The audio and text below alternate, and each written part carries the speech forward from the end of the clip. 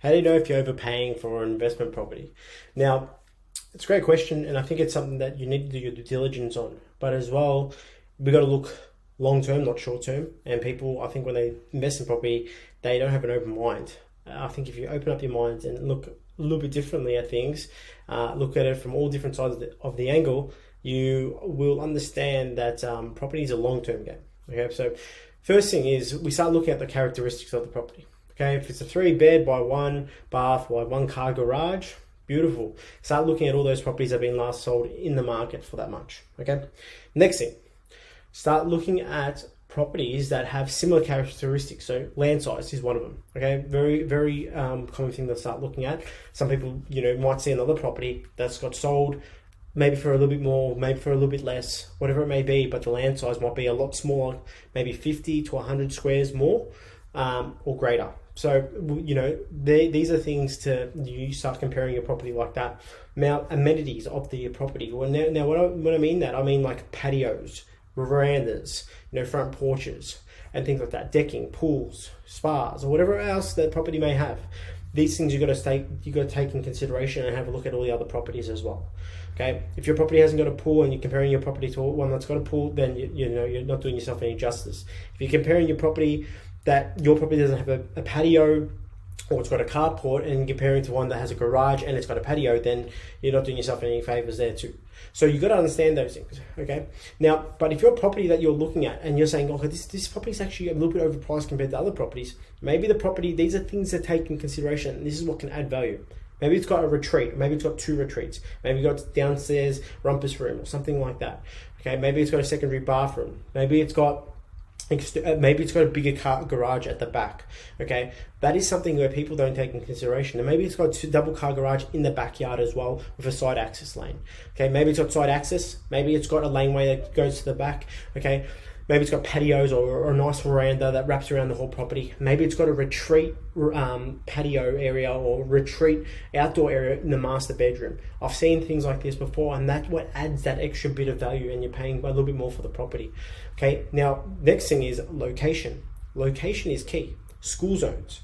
Okay, close to all other shops, amenities and job nodes and transport hubs and things like that. Close to parks and other things.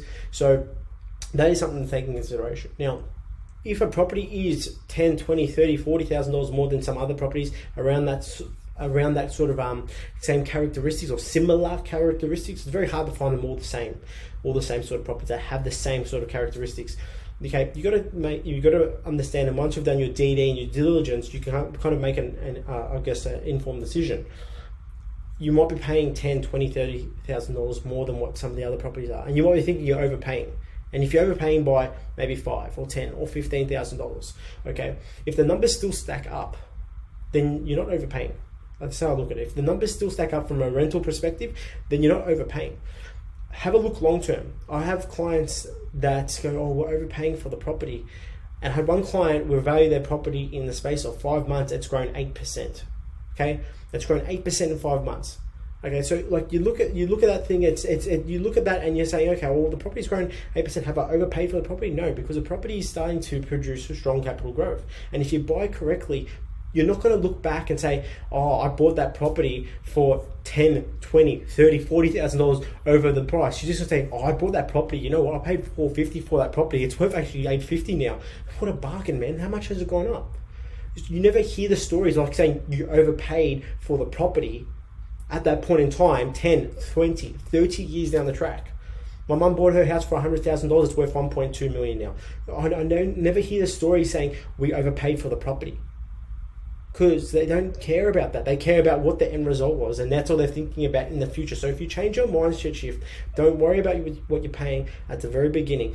If it stacks up, of course you don't want to be paying $50 to $100 or $1,000 more than what the current market is going for. Okay, because that's just ridiculous. But if you're paying the extra $10,000, $20,000, $30,000, maybe you're paying that a little bit more as well because of certain reasons that I've just labeled, then it makes sense. And if it still stacks up financially from a rental perspective as well, because I'm always looking at both. I'm never just looking at one side of this capital growth and that's it. I'm always looking at both sides of the picture. If it still stacks up and you can afford it, you can hold that property and it's not going to be a detriment to your lifestyle, beautiful, go for it.